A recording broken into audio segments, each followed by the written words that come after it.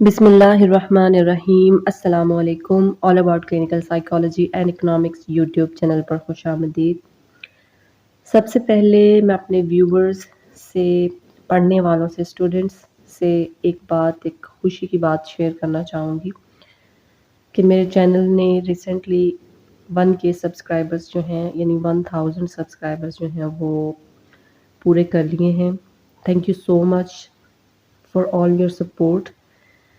अब watch time जो है वो बाकी है पूरा होने वाला, उसमें अभी टाइम लगेगा। तो मैं आपकी दुआएं चाहती हूँ, प्लीज़ मेरे लिए दुआ कीजिएगा कि मेरा चैनल जो है वो मोनेटाइज हो जाए जल्दी से।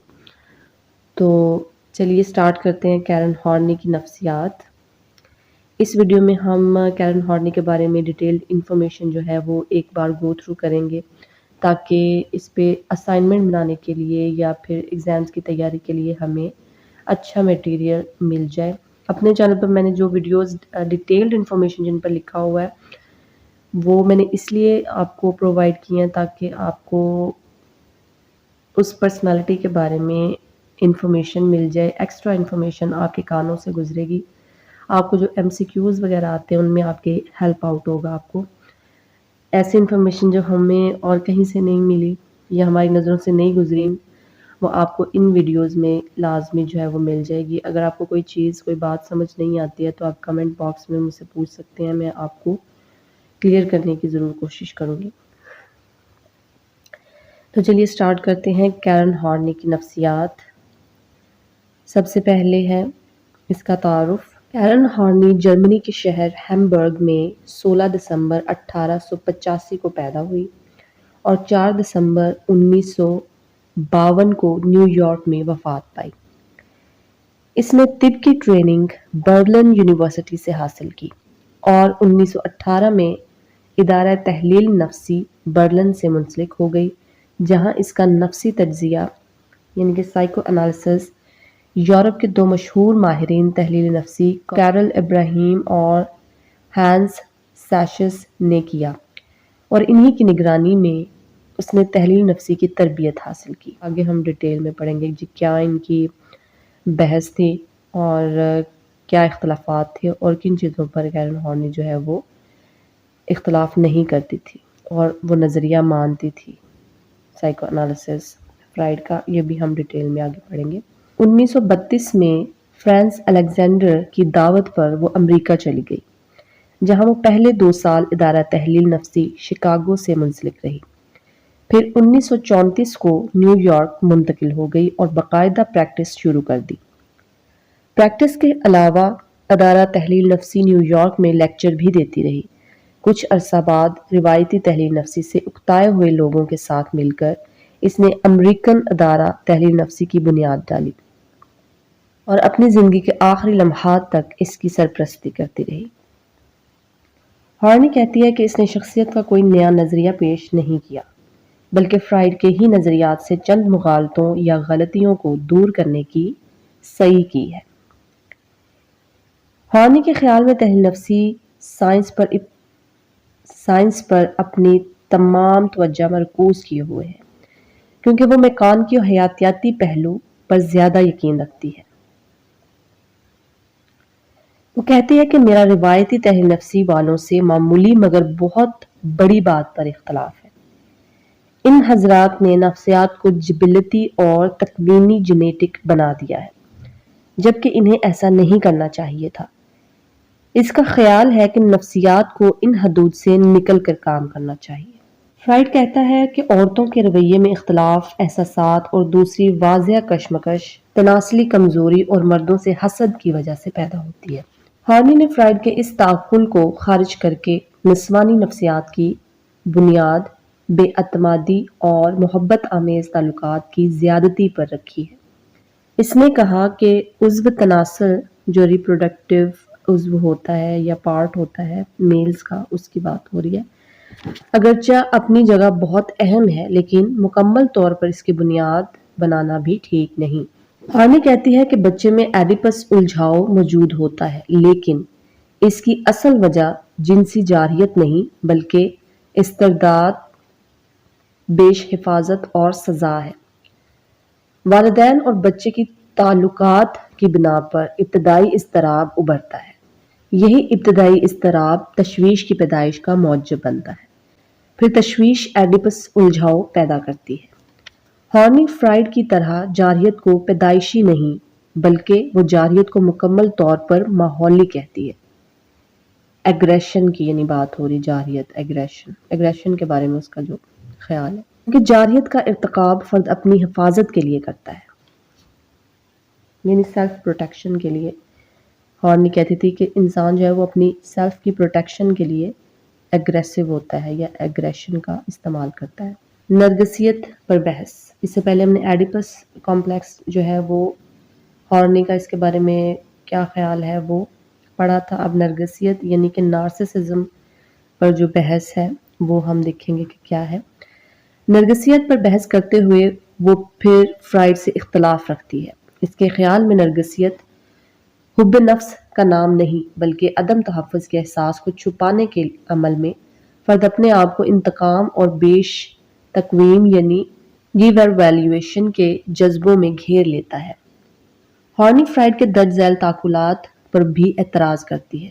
تعقلات یعنی کہ اس کے جو نظریے ہیں، خیالات ہیں جو اس نے پیش کیا تھیوری، اس کے بارے میں۔ اڈ ایگو اور سپر ایگو تشویش اور ساکیت یعنی میسوہزم، ان کے علاوہ وہ فرائیڈ کے کچھ نظریات سے متفق بھی ہے، کہ وہ نظریات جن سے فرائیڈ سے ہارنی جو ہے وہ متفق ہے وہ درج ذیل ہے۔ نمبر 1 پر ہے نفسی جبریت، نمبر 2 پر ہے لاشعوری تحریک، نمبر 3 پر ہے ہیجانی محرکات اور نمبر 4 پر ہے ناطق محرکات۔ ہارنی کا بنیادی تعقل ابتدائی تشویش جو ہے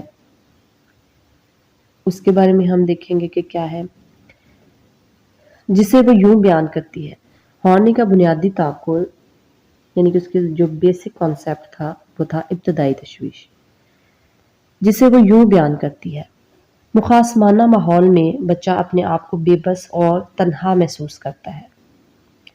اس بے بسی کو پیدا کرنے والی مندرجہ ذیل باتیں ہیں: براہ راست اور بالواسطہ فرمانروائی، لاپرواہی، منحرف کردار، بچوں پر انفرادی توجہ کی کمی، حقیقی رہنمائی کی کمی، بے قدر رویے، بہت زیادہ تعریف یا تعریف کی کمی، حقیقی گرمجوشی کی کمی، والدین کی آپس میں ناراضگی، بہت زیادہ یا بہت کم ذمہ داری، بیش حفاظت، دوسرے بچوں سے علیحدگی، مساوات کی کمی، امتیازات، وعدہ خلافی، مخاصمانہ ماحول اور اس طرح کے دوسرے حالات بچے میں عدم تحفظ کا احساس پیدا کرتے ہیں۔ یہ عدم تحفظ بچے میں اضطراب پیدا کر کے تشویش کے لیے راہ ہموار کرتا ہے۔ سادہ الفاظ میں ہم یوں کہیں گے کہ ہر وہ عمل جو بچے اور والدین کے تعلقات کو خراب کرے، اس سے بچے کے تحفظ کے مجروح ہونے کا خطرہ ہوتا ہے۔ نیکسٹ ہے پوائنٹ کہ اگر بچے میں اضطراب پیدا ہو جائے تو پھر کیا؟ اگر اضطراب پیدا ہو جائے تو بچہ بہت سے طریقے اختیار کر کے علیحدگی اور بے چارگی کی حس کو ختم کرنا چاہتا ہے۔ بچہ یا تو اپنے بارے میں معاندانہ رویہ اختیار کر کے یا دوسروں کا مطیع یا فرمانبردار بن کر اپنی کھوئی ہوئی محبت اور دوسروں کی بے توجہی، یا پھر وہ اپنے خیالات کو تصوراتی اور غیر حقیقی بنا کر اپنے احساس کمتری کو چھپا لیتا ہے، یا پھر وہ اپنی کھوئی ہوئی محبت واپس لینے کے لیے رشوت دیتا ہے، یا دوسروں کو دھمکی دے کر اپنے آپ کو پسند کروانا چاہتا ہے، یا پھر دوسرے افراد کی ہمدردی جیتنے کے لیے اپنی حالت بگاڑ لیتا ہے۔ اگر وہ ان حالات میں محبت نہ حاصل کر سکے تو وہ قوت حاصل کرنے کی سعی کرتا ہے، یعنی کہ وہ طاقت حاصل کرنے کی کوشش کرتا ہے، کیونکہ وہ قوت حاصل کرنے کے بعد محسوس کرتا ہے کہ اس نے اپنی لاچارگی کی تلافی کر لی ہے۔ اس طرح اسے اپنے معاندانہ خیالات کے اظہار کا رستہ بھی مل جاتا ہے۔ وہ دوسروں کا استحصال کرنا شروع کر دیتا ہے اور ایسے خیالات کی تکمیل کرتا ہے جن کا اختتام جیت یا اکتساب پر ہو۔ ایک آخری طریقہ یہ ہے کہ وہ جارحیت کو اندرونی طور پر استعمال کرتا ہے اور اپنے قول کو چھوٹا کر لیتا ہے، یعنی اس کی دلچسپیاں محدود ہو جاتی ہیں۔ لہٰذا یہ اسٹریٹجیز انسانی شخصیت میں کم و بیش مستقل ہوتی ہیں۔ ہر مقصدیت انسانی سیرت کو محرک یا شخصیت کو تحریک بخشتی ہے۔ ہارنی ان یکسدیتوں کی تعداد 10 بتاتی ہے۔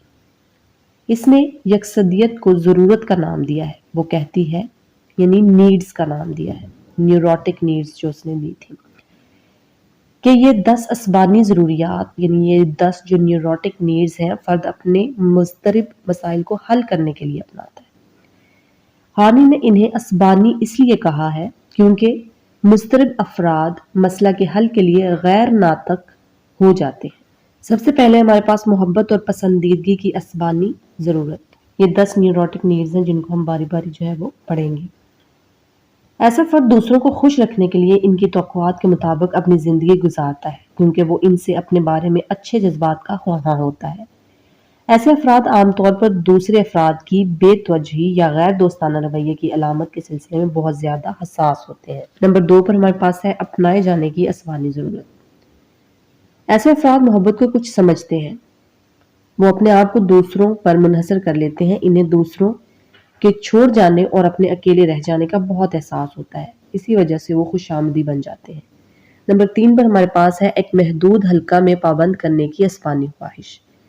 ایسا فرد عام طور پر ان ڈیمانڈنگ ہوتا ہے، وہ ہمیشہ نامعلوم رہنے کو پسند کرتا ہے، اس کے علاوہ اس میں ہچکچاہٹ بہت ہوتی ہے۔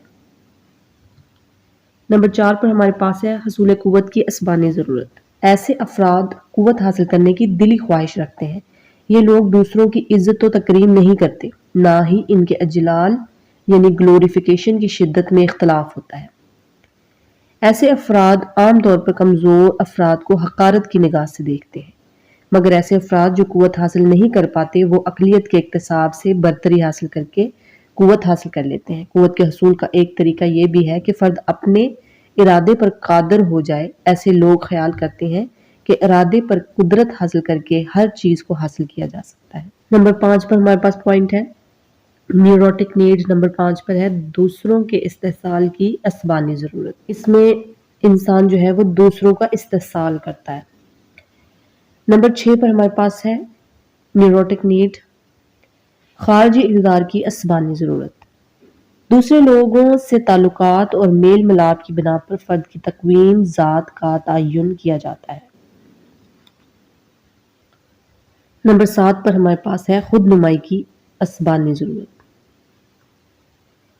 ایسے لوگ دوسروں سے اپنی ہمیشہ تعریف چاہتے ہیں، اس لیے نہیں کہ وہ اس قابل ہوتے ہیں بلکہ ان کا کردار شیخی بھرا ہوتا ہے، یعنی کہ وہ شیخیاں مارتے ہیں، شیخی بگارنا جس کو کہتے ہیں، اس طرح کی ان کی پرسنالٹی ہوتی ہے۔ نمبر 8 پر ہمارے پاس ہے اکتساب ذات کی اسبانی ضرورت۔ ایسا فرد بہتر سے بہتر ہونا چاہے گا، اس طرح وہ بڑے کارہائے نمایاں انجام دے کر اپنے عدم تحفظ کے احساس کو چھپا لے گا۔ نمبر 9 پر ہمارے پاس ہے خود کفیل اور خود مختاری کی اسبانی ضرورت۔ جب فرد کو دوسروں سے گرم جوشی اور اطمینان بخش تعلقات نہیں ملتے تو وہ مایوس ہو جاتا ہے۔ ایسا فرد بجائے دوسروں پر انحصار کرنے کے آزاد ہو کر علیحدگی اختیار کر لیتا ہے اور وہ بعض اوقات گرگ بن جاتا ہے۔ نمبر 10 پر آخری نیوروٹک نیڈ ہے تکمیل اور اناسیلیبلٹی کی اسبانی ضرورت۔ ایسا فرد ہمیشہ اپنے آپ میں محبت ڈھونڈنے کی صحیح کرتا رہتا ہے تاکہ وہ ان کو چھپا لے۔ اسے خطرہ رہتا ہے کہ لوگ اس کے عیب معلوم کر لیں گے۔ اسے یہ احساس شدت سے ہوتا ہے کہ اس میں بہت سی خامیاں ہیں، لہٰذا لوگ اس کی ان خامیوں پر تنقید کریں گے۔ یہی 10 ضروریات فرد کی کشمکش کا منبع ہوتی ہیں۔ محبت کی اسبانی ضرورت کی کبھی تسکین نہیں ہوتی کیونکہ ضرورت حرص ہوتی ہے، اس لیے جتنی اس کی تسکین ہوگی اتنی ہی اس کی ضرورت بڑھتی جائے گی۔ اسی طرح خود مختاری کی ضرورت بھی کبھی پوری نہیں ہوتی کیونکہ اس میں شخصیت کا دوسرا پہلو بھی شامل ہے، یعنی لوگ مجھے چاہیں اور میری تعریف کریں۔ فرد کمال تک پہنچنے کی کھوج کے سلسلے میں شروع سے بے خبر ہوتا ہے۔